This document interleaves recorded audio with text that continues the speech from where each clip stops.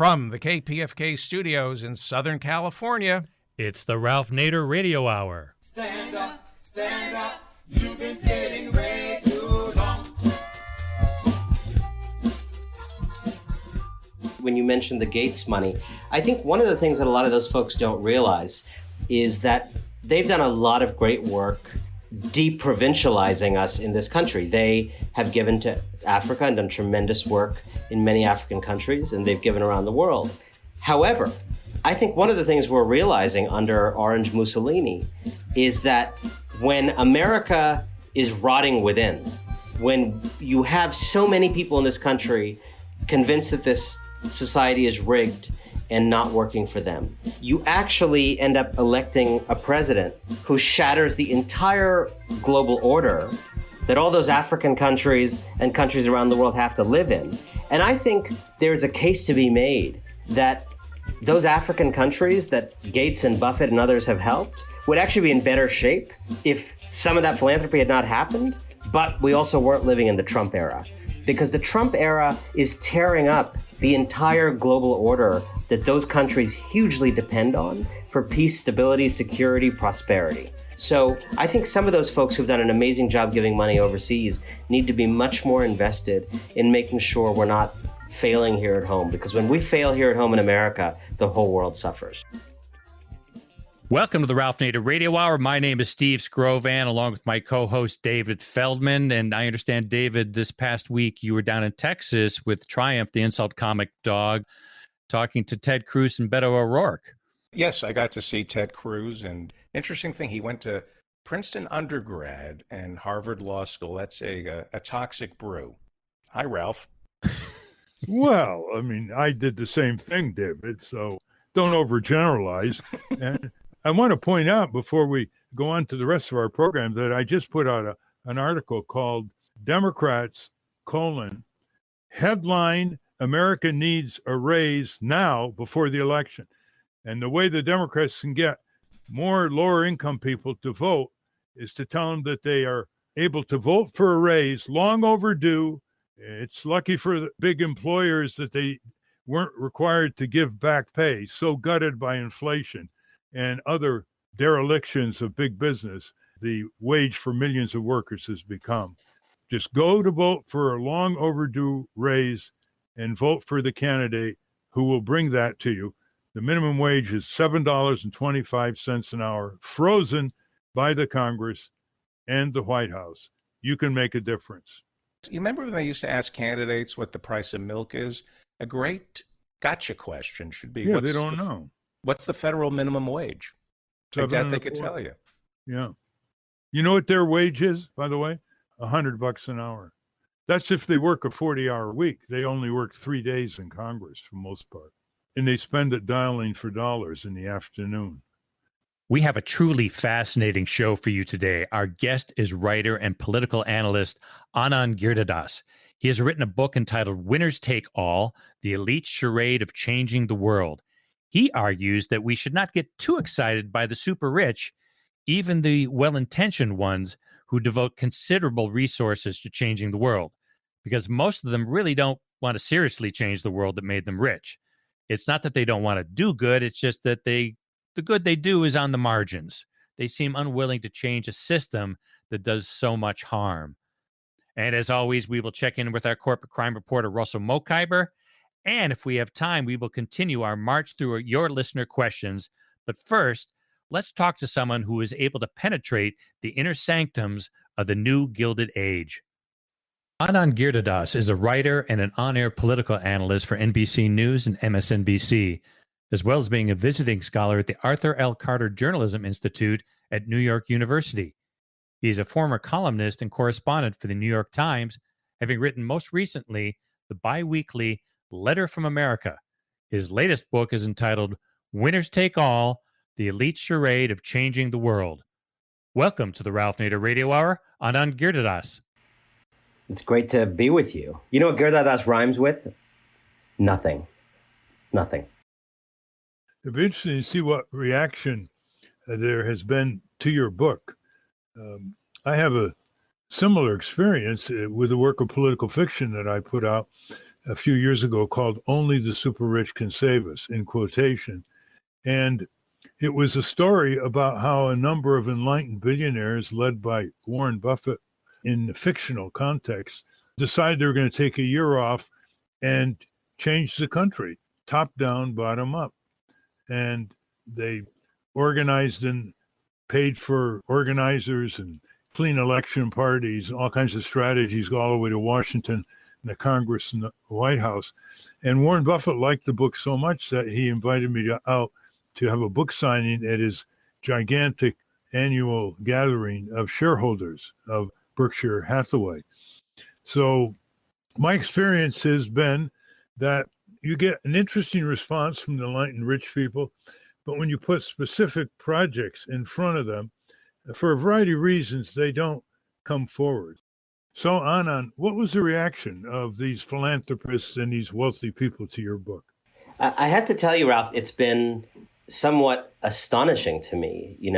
As you know, writing a book is a lonely endeavor. This is, of course, a reported book. So I spent a lot of time out in the field with these people trying to understand what rich people are really doing when they say they're changing the world. And I went to Silicon Valley and I spent time on that cruise ship so that your listeners wouldn't have to, with those 3,000 entrepreneurs. And I interviewed a variety of folks. But I also spent a lot of time by myself writing.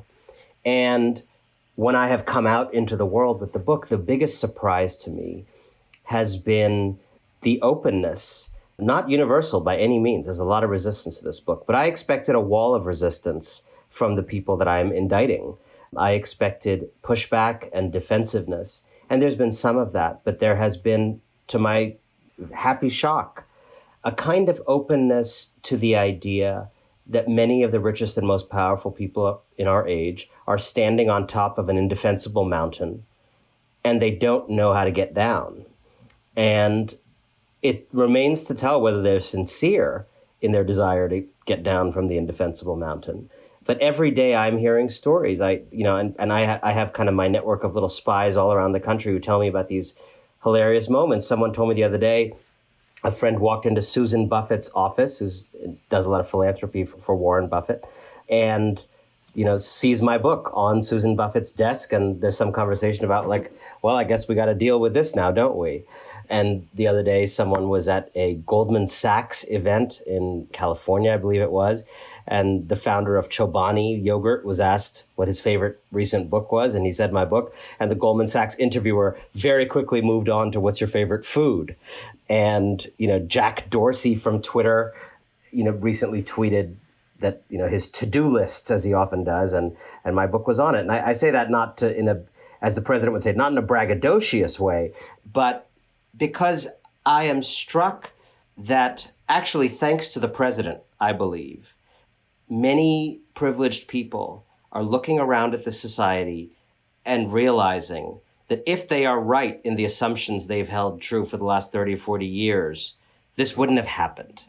You only get Orange Mussolini when a lot of us were wrong in our basic assumptions, our worldview, our reflexes. And so I am here to tell you, having spent the last 2 months doing 3 or 4 events a day all around this country, including with some of these plutocrats, there is an openness right now to a rethinking of our deeper systems that I have not seen in my lifetime. And what was it like going to the Aspen conference and having the thoughts and articles and books that you've written? What kind of reactions they give you? The whole notion, and Aspen is one of these places, Davos is another, where the rich and powerful gather to do some combination of business networking and world saving. And the two are very mingled, and they kind of live under this mantra of doing well by doing good. So, you and I might do a business deal together, or we might also, try to help Africa. We're not sure where Africa is, but we might try to, have my hedge fund and your private equity fund help Africa.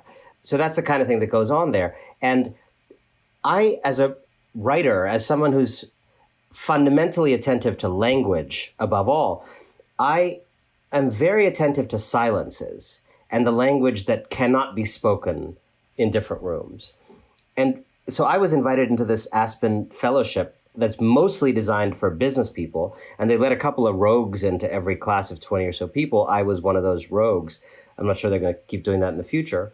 And what I observed when I kind of entered that world was the silences around, companies needing to pay more taxes to get a better world. In other words, you could talk about changing the world and making the world a better place and teaching girls to code and helping Rwanda and malaria nets. But what could you not talk about? You couldn't talk about people doing the harm of tax avoidance. You couldn't talk about companies lobbying in Washington with millions of dollars in their bank accounts, lobbying for the kinds of policies that would hurt working people, and then turning around and running some initiative to help 14 janitors' daughters go to school.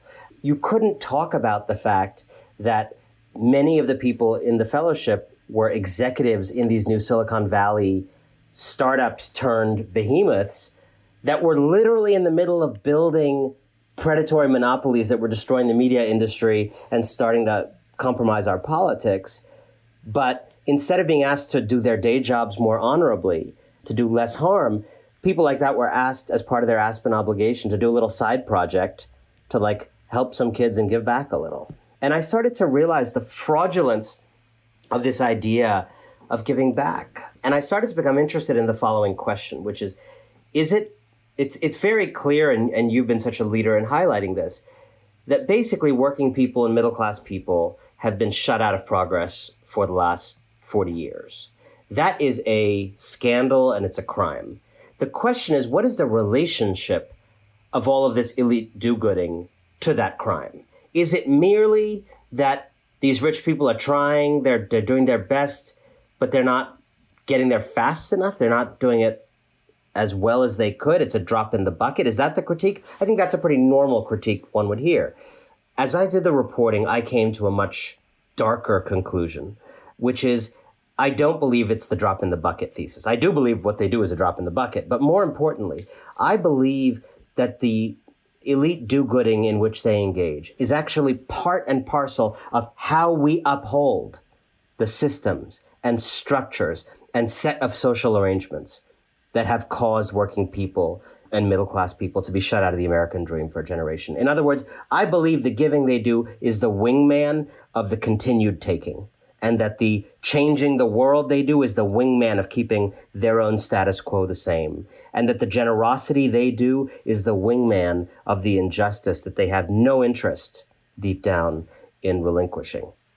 Well, I asked some of these very wealthy people if they would enter the arena of action and fund activities that would help organize in congressional districts, et cetera. Not that they have to be managers of it, just that they would fund it on the grounds that justice needs a lot of things. And one of the things it needs is money to fund organizers and other expenses.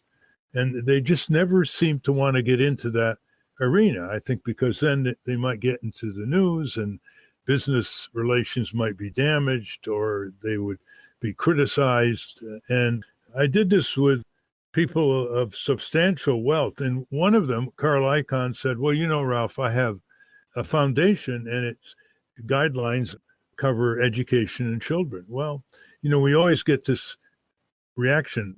It doesn't meet the guidelines. The proposal's outside our guidelines. Well, who makes the guidelines? It's the very people who say it doesn't meet our guidelines. They could always change it, but they don't. Nick Hanauer is a near billionaire in Seattle. He has a small think tank, and he writes great articles for Politico and other outlets on the necessity to raise the minimum wage. And it's basically a communication to his peer group. And he's saying, what, are you crazy? You don't want to raise the minimum wage? That's what increases consumer demand, greater sales, more jobs, more profits. And that's the way our economy was built. How can you not want to raise the inflation gutted minimum wage, which is now frozen at the federal level at $7.25?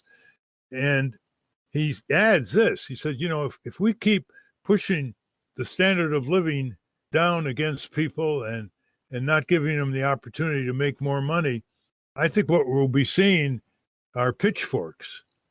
However, when I mentioned to Nick Hanauer that it would take a certain amount of money to lobby the minimum wage through Congress. Not that much, actually. I think it could be done for $100 million. Just think of the trillions of dollars in the following decade of desperately needed money by tens of millions of American low-paid workers, service workers, home health care workers, and so on. And he didn't show any interest. He didn't show any interest of, contacting his wealthy colleagues and getting it done. So that's the puzzle we have with these enlightened philanthropists. And that's such an important point, because I think one of the things that I found, the obvious critique of what you're saying right now, or of what I argue in Winners Take All, is that what's so bad about trying to do good? I mean, isn't it better than buying a yacht? Isn't it better than helping out in some small way, in the way that Icahn proposes? And here is the response growing out of your story. When the rich and powerful get involved in social change, they don't lurk in the back row of social change. They sit in the front row. They climb up on stage. They get on the board of directors of Social Change, Inc. They control the airwaves. They give TED Talks about it. They write books about their theories of giving. And they start to signal jam our culture's conversation about what change is. And so the kind of idea you might have as Ralph Nader about how change is made, or the kind of theory that John Lewis might have about how change is made, or the kind of theory Catherine McKinnon might have about how change is made, is drowned out and overwhelmed by the winner-friendly theories of how change is made, which is that it's made in ways that don't hurt winners. It's as if we had to do civil rights in a way in which white people were in charge of it. It's as if the women's suffrage movement were required to be run entirely by men. That is what we are doing on this kind of third and related supremacy of capital supremacy. We talk about white supremacy and male supremacy in American life today, but there's a third supremacy that has allowed those other two supremacies to function in the way they do, and that is capital supremacy. Well, in any complex economy like ours, you have returns on capital, like investments in the stock market, and you have returns for labor. And in the last 40 years, the returns on capital have been outpacing the returns on labor in the overall economy, which means that you have increasing inequality and you have increasing transmission of the gains of the economy to the few at the top, say the 1%, at the expense of the 99% or the 90% at the bottom. And that's why people are hurt, because they're really not getting back in income the value they deserve for their work. I mean, you can't tell me that when 90% of the gains in the last 10 years went to the top 1%, that the top 1%'s contribution to the economy was anywhere near that of the bottom 99%. But that's the kind of inequitable maldistribution we have. And that's what has to be changed. And there's you're absolutely right, and there's an enormous effort by the plutocratic class to convince us that hurt is the product of forces rather than choices. That this is because of globalization, which sounds like just a thing that happened, like the weather. It's because of, changing technologies. It's because of this and that. Well, the reality is those are not just forces.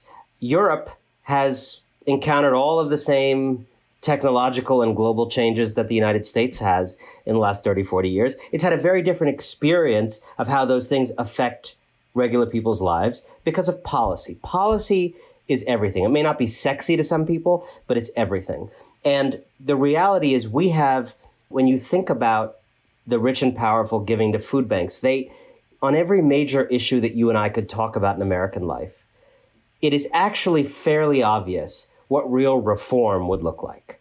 It's pretty obvious that we need to tax rich people, inheritances, large corporations more than we do. It's pretty obvious that we need to stop having so many Americans sit, as they do in those campaign videos, around kitchen tables looking at their healthcare bills and thinking and talking about them, and actually just take that issue off the table so they can focus on raising their kids and starting their businesses and doing whatever it is that they want to do with their lives. It's pretty obvious that we need to reinvent labor protection for the age of the Uber driver and the Amazon warehouse and the tech revolution and AI and all of that. So those things are all areas where it's obvious that we need large reform. And what the winners do is they don't ignore those issues, or for example, the issue of the need to empower women and bring them more fully into the labor force in a way that they're not going to get groped every day.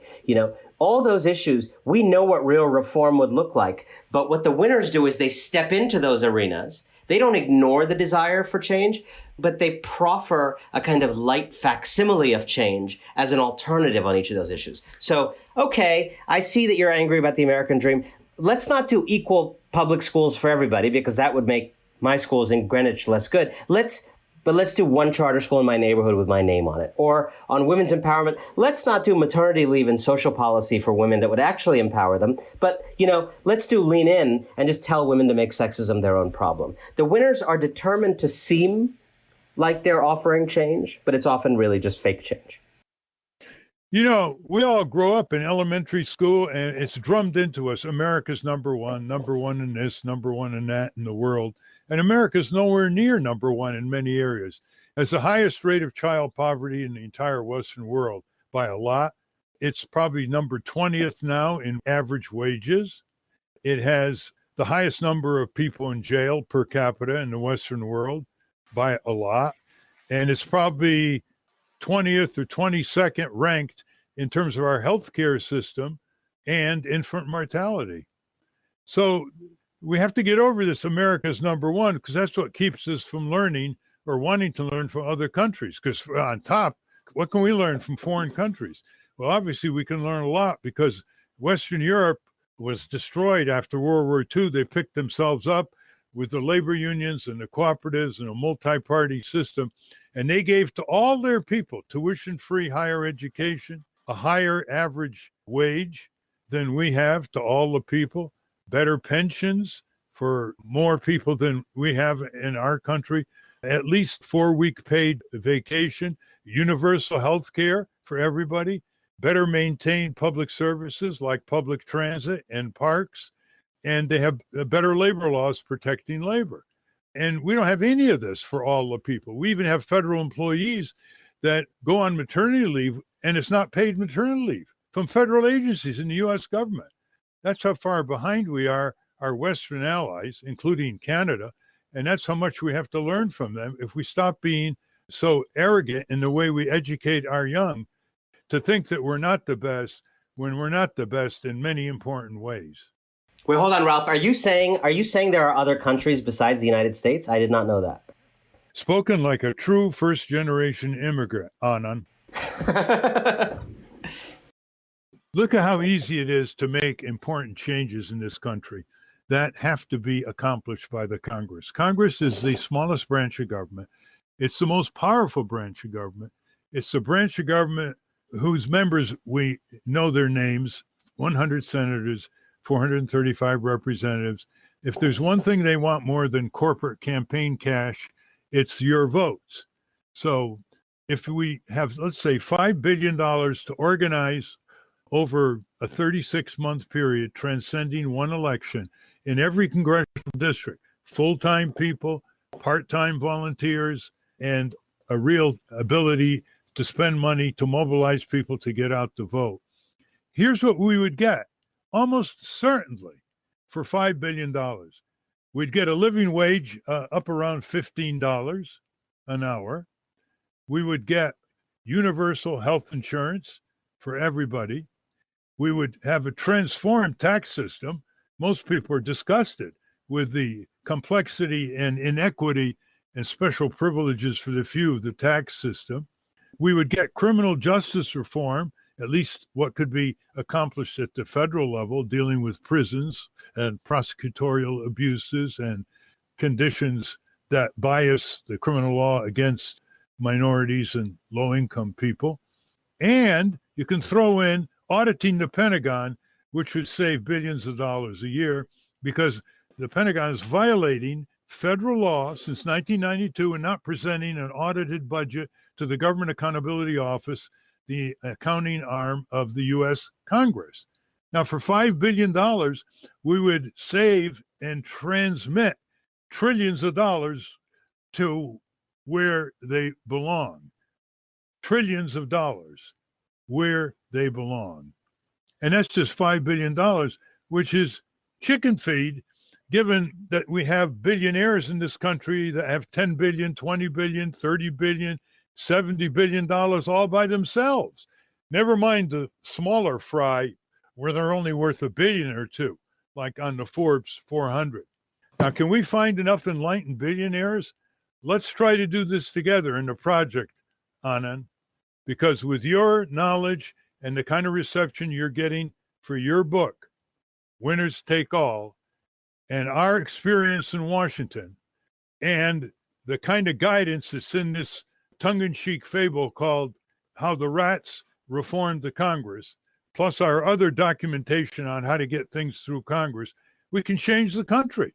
And if we get these changes, can you imagine what the future would beckon, and how many more billionaires would begin to pay attention to the kind of country they would like to have their children, grandchildren, and great-grandchildren inherit?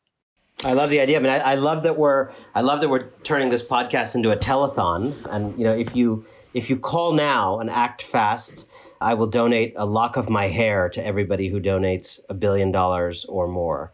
So I just want to extend that special offer right now.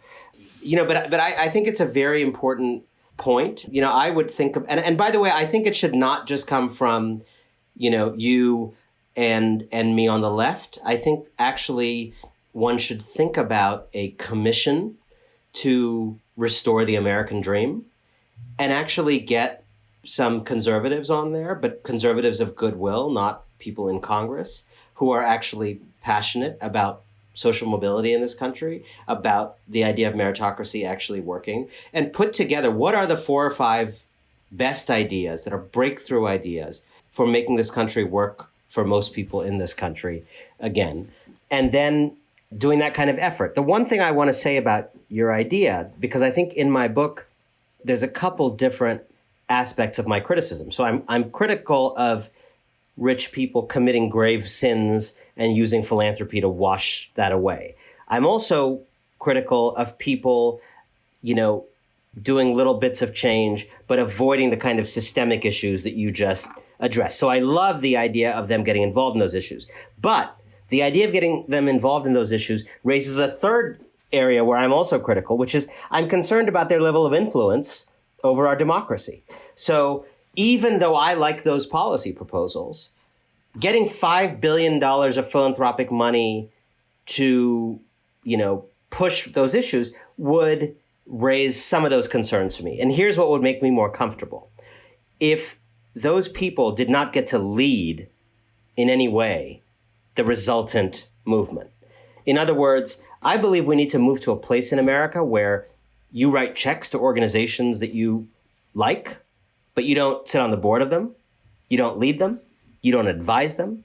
You don't explain to them how to do their job. So on this initiative, I think if you were to do it, one of the things to role model would be this kind of money should be spent on people who are capable of doing this work on the ground, who are already doing this work and who need more resources.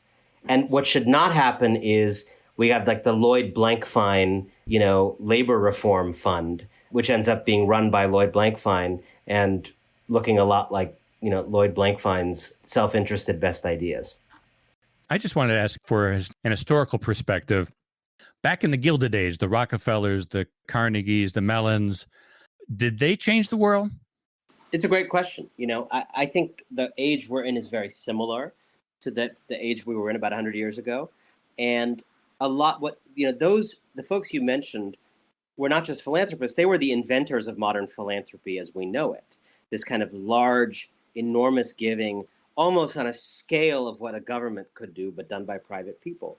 And it was in many ways, Carnegie in particular, who invented the idea that has become the underpinning of philanthropy and in some ways of wealth in America, which is that basically you do extreme taking followed and justified by a period of extreme giving.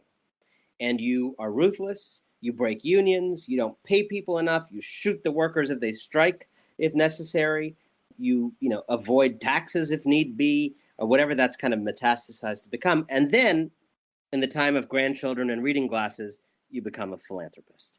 And I think part of what I am arguing for, and others as well, I read about Darren Walker at the Ford Foundation, who's very much trying to do this as well.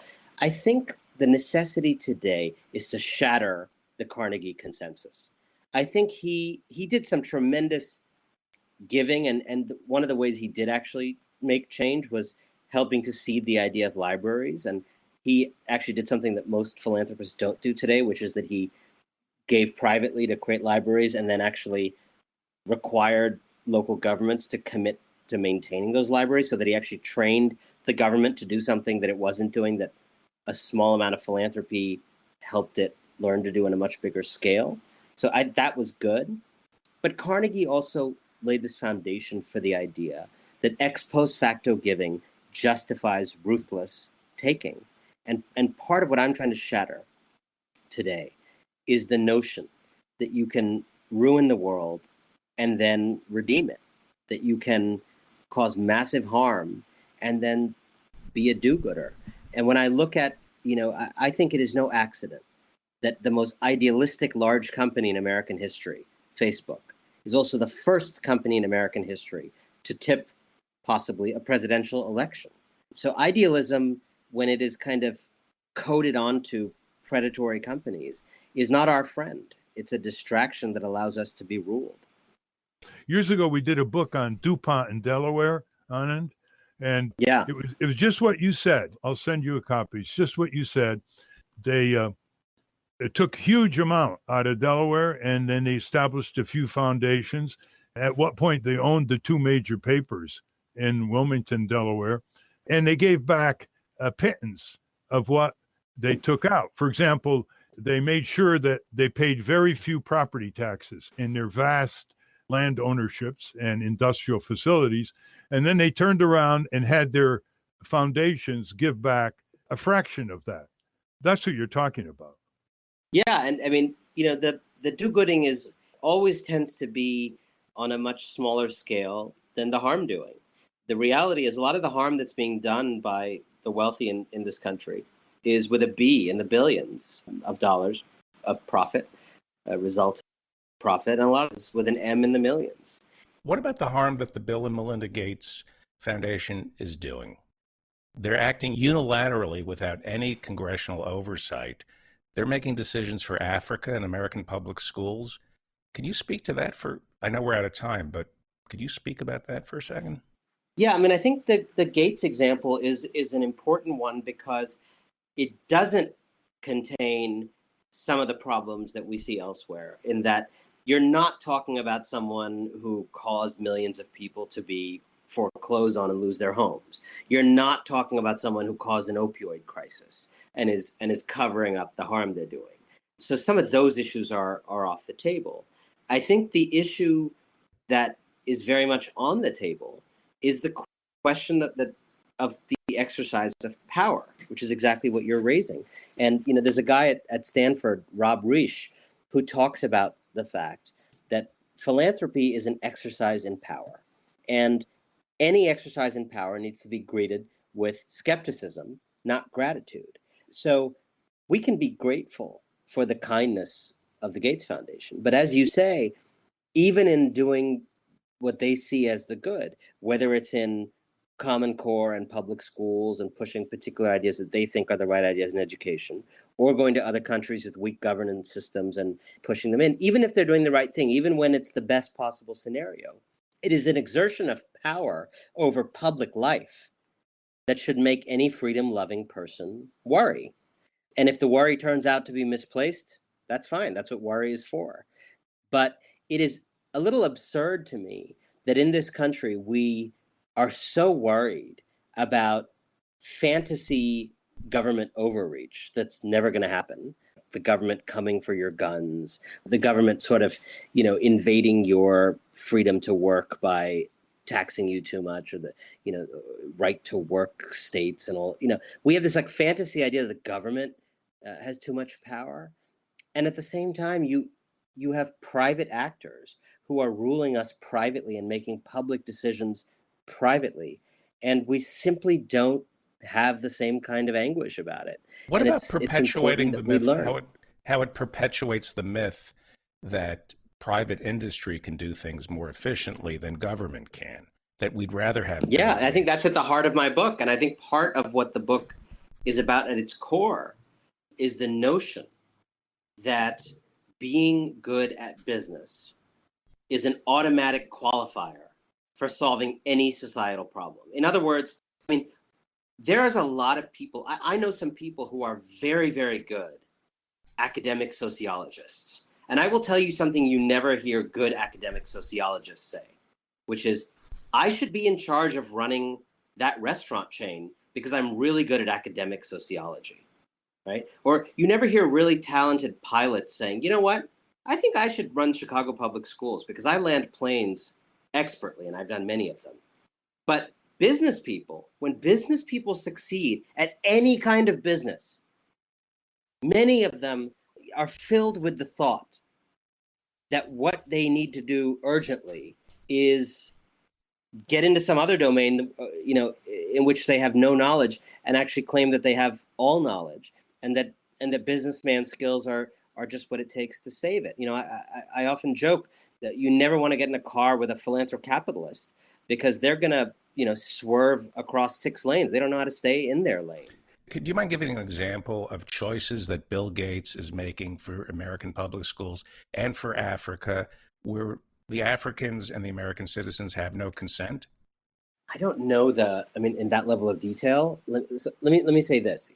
I think one thing that raised concerns for me was Common Core. Pushing the Common Core, for example, in America. Right. I think one of the things with Common Core is, from what I've read, and I have to say this is not an area that I did reporting on, so this is just based on what I've read, that they got it through a lot of states without a vote, a substantive vote, or even a vote at all on the floor of those state legislatures. And so then you got kids being educated in a new way that was essentially incubated privately by philanthropy.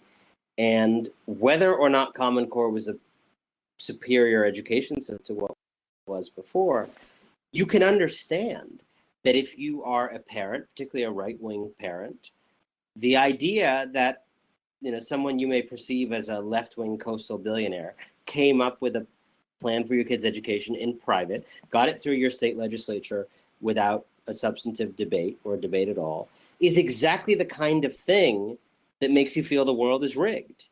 And so if you understand that that is a danger in our culture right now, you don't want to do things that are going to lend any truth to that, because the reality is people are imagining that even when it's not true. But lending any fuel to the flames of this feeling that rich and powerful people are ruling us in secret is very dangerous as a matter of kind of democratic legitimacy. Ralph, do we know of how the Bill and Melinda Gates Foundation makes deals with pharmaceutical companies and agricultural companies to dictate what kind of vaccines, what kind of medicine, what kind of fertilizer and seed has to be used in Africa? No, I don't know anything about that. I do know that Bill Gates has said that he's a big investor in biotech, which of course deals with genetically modified organisms in terms of seeds, but I don't know anything more in detail. Okay. Listen, well, we're out of time. We've been talking with Anand Giridharadas, the author of the celebrated book, Winners Take All, the elite charade of changing the world. And Anand, I hope we can continue this because I want to see that roundtable come to fruition. It's been proposed again and again, but nobody has gone from home plate to home plate on this. And we can definitely make the kind of structural changes from a principle that I've learned throughout American history, that justice not only needs justice seekers, including those who are the aggrieved seeking justice, it needs money. The women's suffrage movement, the abolition of slavery movement drew on philanthropists in Boston and New York. The modern environmental movement drew on 2 families in New Orleans and Virginia in the 1960s. And so we should take it to the next step and make sure that your book and my book lead to a realization of change that is not charity, but justice, changing the country in ways that cannot be subjected to anybody pulling the plug because they don't like the way something is developing in the object of their charity. I like it. I think we should call it the American Dream Fund. That's fine. By the way, I wrote a book, on left-right alliance to dismantle the corporate state. So I'm very much resonating off your point that we should have conservatives as well as progressives. But the whole idea is to get pre-endorsement of proposals so that the funders don't get mixed up all the way down the line with what senator we should criticize or praise or tactics and strategies. But $5 billion to change things that would amount to trillions of dollars and a more productive, healthy, and safer life and a more just rule of law is what's called peanuts in the modern philanthropy movement. Thank you, Anand. Thank you so much. We've been speaking with Anand Giridharadas, author of Winners Take All, The Elite Charade of Changing the World. We will link to that at ralphnaderradiohour.com. Now we're going to take a short break and check in with the man who is a thorn in the side of the corporate elite, our corporate crime reporter, Russell Mokhiber. When we come back, we're going to do your listener questions. You are listening to the Ralph Nader Radio Hour. Back in a minute. From the National Press Building in Washington, D.C., this is your Corporate Crime Reporter Morning Minute for Friday, November 2, 2018. I'm Russell Mokhiber. The FBI is conducting a criminal investigation into whether Tesla misstated production figures about the electric car maker's Model 3 sedan and misled investors about its business. That's according to a report in the Wall Street Journal. The Journal reported that FBI agents are contacting former Tesla employees to interview them. The paper cited anonymous people familiar with the matter. A Tesla spokesperson said the company cooperated with a, quote, voluntary request, unquote, for documents from the Justice Department earlier this year, but has no additional requests for months. We have not received a subpoena, a request for testimony, or any other formal process, and there have been no additional document requests about this from the Justice Department for months, Tesla said in a statement. Earlier this year, Tesla CEO Elon Musk pledged to step up production of the Model 3 to 5,000 vehicles per week by the end of the second quarter. For the Corporate Crime Reporter, I'm Russell Mokhiber. Thank you, Russell. Our first question is actually not so much a question, it's an update. It's from a young independent reporter named Alex Nunez, who's working in the Rhode Island, Connecticut area. And he has been reporting how the defense contractor General Dynamics is getting a huge subsidy from the state of Connecticut to build a facility there. And in past show, Ralph suggested he file a Freedom of Information request to find out the details of the deal. And that was many months ago. And this is his latest update. He says, "Hi, Steve. Writing to give you an update on my Freedom of Information requests in Connecticut and Rhode Island regarding the two General Dynamics subsidy deals. Both states are still saying they're in active negotiations with the company and therefore cannot release any contract info on the subsidy packages." He says, "I'm curious what Ralph thinks of this. My memory is the deals were announced in late April, early May. Seems by now we should be able to see what our elected officials are putting our tax dollars behind and what stipulations, or lack thereof, they are agreeing to."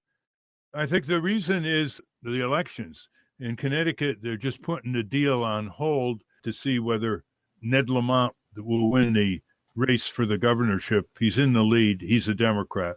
And so it's just Governor Malloy passing it on to what he thinks will be his successor, Governor Lamont-elect. All right. Well, thank you for that update, Alex. Keep at it, I think you'd probably be saying to him. Right, Ralph? Yes, yes. This one comes from Andrew World. "Dear Ralph, I appreciate your show. However, at times I find it frustrating to listen to it. Instead of using unifying language around the generations, you feel the need to crap on them. The young generation are doing great work in activism, but you seem more interested in complaining about screen time as opposed to talking about what the new generation of activists are doing. Your analysis should not be about generational divides like those in corporate media, but instead focus on class divides. Every time you complain about the youth, you lose the chance of passing your wisdom down by alienating them. By focusing on class, you will not alienate those potential younger listeners." Since the 1960s, I've worked with thousands of young people, college students, people in neighborhoods to achieve greater justice. And when I see a vast majority of young people not emulating a small minority of young people in getting ready to take the responsibility for our country and the world in the coming decades, I have to challenge them.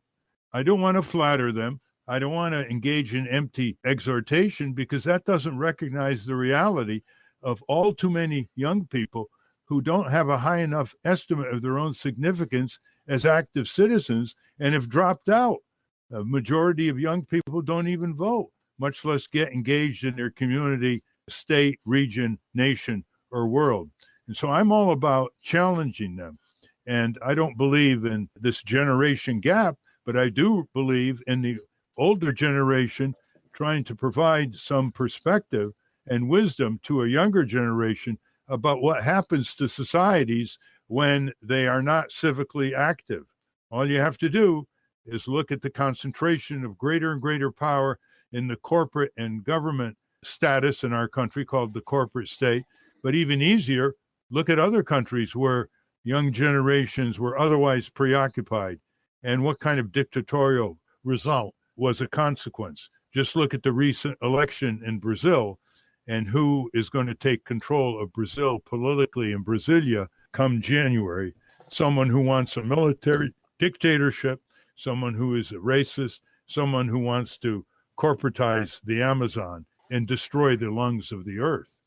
In 1972, 18-year-olds finally got the right to vote. Did you support that? All the way, as I support 16-year-olds. I think if you're old enough to work, you should be old enough to vote. And I might add that the 16-year-olds would be even more excited about using that vote and turning out than the 18-year-olds, just the way the 18-year-olds are more excited than the 20-year-olds. There's an interesting age aspect to all of this. Okay, that's interesting, because you usually hear that young people don't vote, especially in things like we're going through now, the midterm elections. It's really the old people who come out. That's true. Traditionally, more than 2/3 of people 18 to 34 do not vote. And that's the highest age classification non-vote situation in our country. The older you are, the more likely you are to vote, unfortunately. There's a piece in The Economist this week about the success of Australia, how it hasn't had a recession since 1991. They're doing all things right, and they factor in mandatory voting in Australia. One of the reasons Australia is doing so much better than so many first world countries is because of mandatory voting. Well, I think it would be better for us as well, as long as people had the opportunity to vote for none of the above on the ballot, or to write in their own vote because they don't like who's on the ballot, all the candidates they don't like. And it gives people the right to go to the polls and vote no, where now you can only vote yes or stay home and grumble. However, Brazil has universal voting. That didn't turn out very well in the election a few days ago, did it? I didn't know that. How do they enforce something like that? You get fined? It's not enforceable, really, but they have a much higher vote turnout.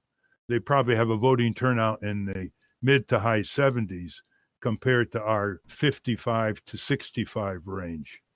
Okay, Ralph, we have two questions about healthcare, one from listener Beverly Alexander and one from Deborah Kennedy.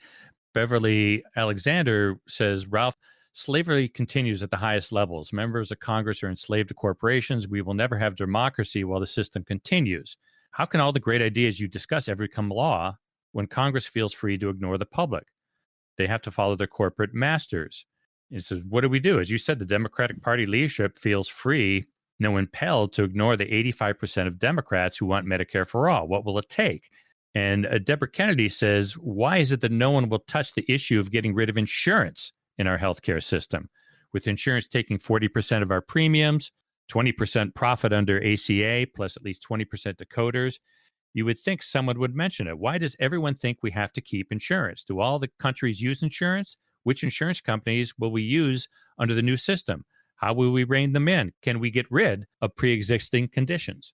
Well, to both of you, the answer is full Medicare for all, called single payer, where the government insures and there's private delivery of health care, except in poor areas where you have public clinics. I mean, that's what Canada does. Why don't we learn from Canada? Look at the comparisons. In Canada, they spend half as much per capita, about $4,500, on insurance, the provinces with help from the national government, and they cover everybody, everybody. And everybody has free choice of doctor and hospital. There are no narrow networks.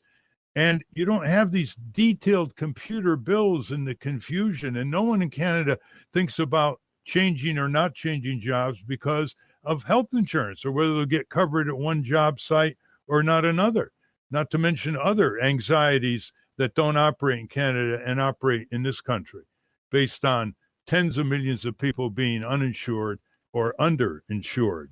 And that would replace what Deborah Kennedy called insurance. She's talking about private insurance companies. It would replace them. And when Medicare was enacted in the mid-60s in the United States, it replaced, for the most part, private health insurers of elderly people. The gaps were taken by private health insurance, called today Medigap insurance.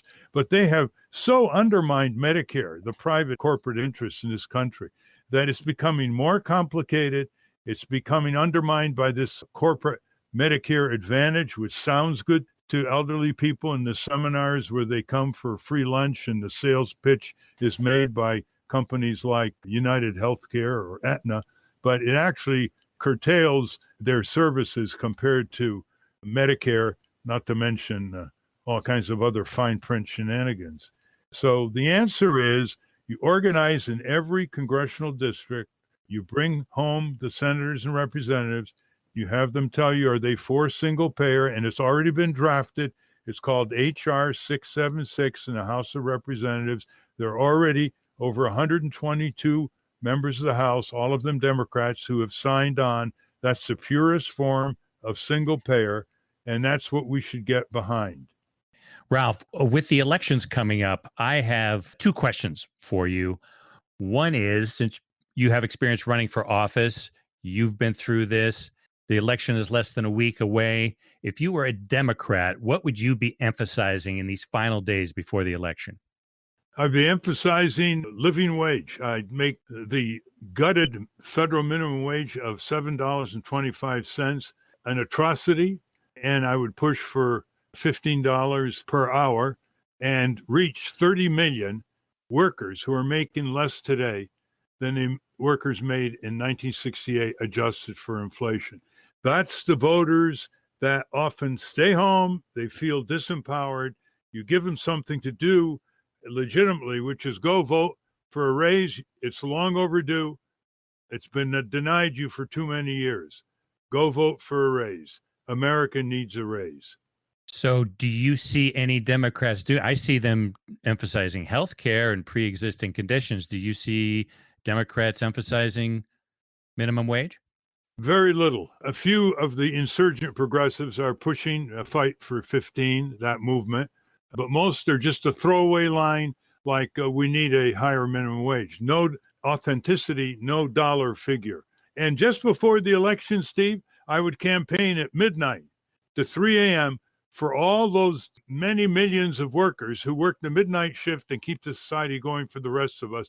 I would at 12 midnight campaign in front of the labor shift before a major hospital and then go visit all-night pharmacy, an all-night factory, an all-night nursing home, and make a big point that these people are often shut out of every meeting with candidates, and you are going to respect and recognize them in this final run to the election.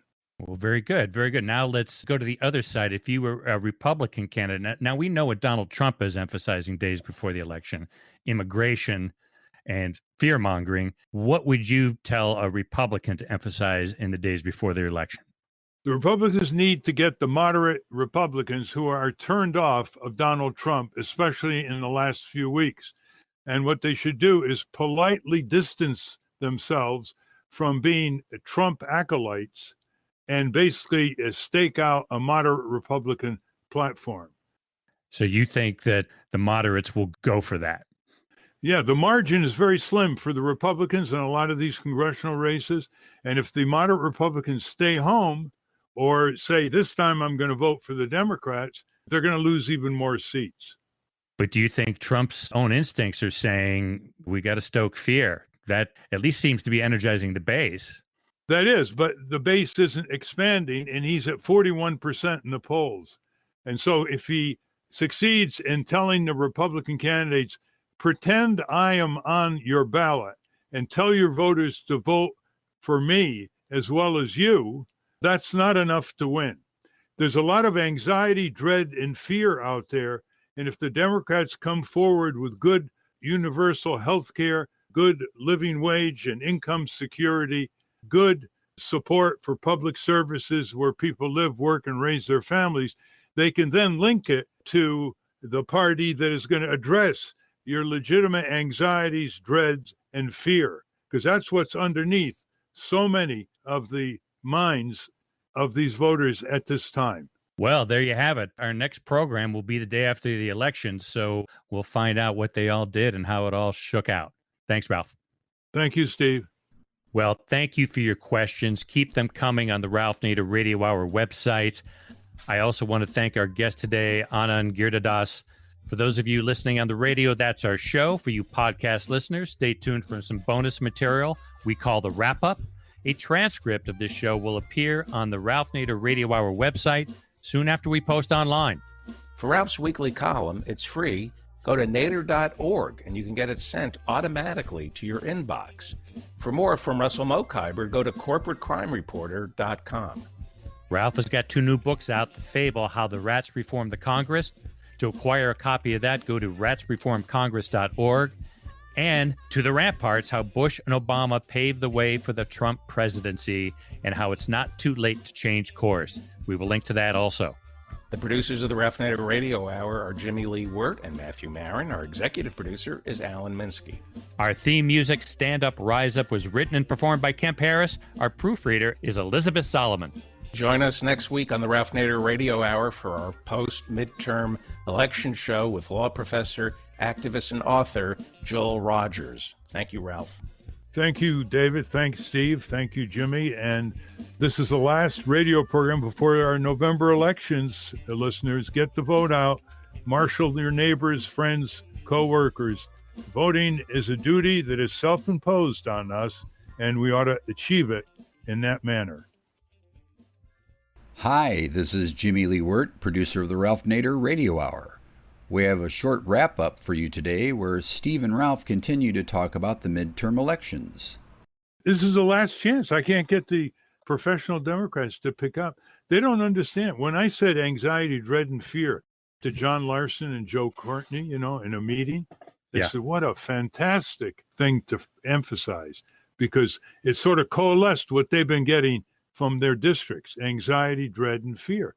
And it's the progressive platform of income security and health care, et cetera, that addresses indirectly anxiety, dread, and fear. And who are John Larson and the other person? Congressman Joe Courtney. Oh, okay. And where are they? Progressive? Are they corporate? Yeah. They're both from Connecticut. They're shoo-ins. They're going to win. But the point is that was like putting your finger to the wind. You know how sometimes if you just have an agenda, people turn off it's just another wonky agenda. But if you link the agenda to anxiety, dread, and fear, then it clicks. Well, that's what Trump seems to know instinctively. That's right. That's right. On the other side. So look at the anxiety. Is the insurance company going to pay my claim? Is it going to deny my claim? Is it going to overcharge me and then I'm going to have to spend endless time trying to get it corrected? Can I pay my bills? I live paycheck to paycheck. Can I do something about the creditors who are harassing me on the phone? People are taking me to small claims court. It's anxiety, dread, and fear.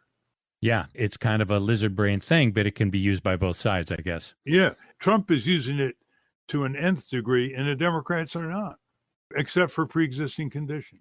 Yeah. And you have said before that as far as pre-existing conditions go, that it is much easier to animate people when you're going to take something away from them rather than animating them over something they don't have but deserve. Right. Except for restoring the minimum wage. Yeah. That's bread on the table right away. And do you think that the resistance the Democrats have toward this is donor related? Very much so. It's ingrained because, they're given quotas. when they go out of the House Democratic Caucus after a meeting, they go out with quotas. And that's the way they're measured in terms of being party players. Quotas, money quotas. Yeah. And that's a wrap.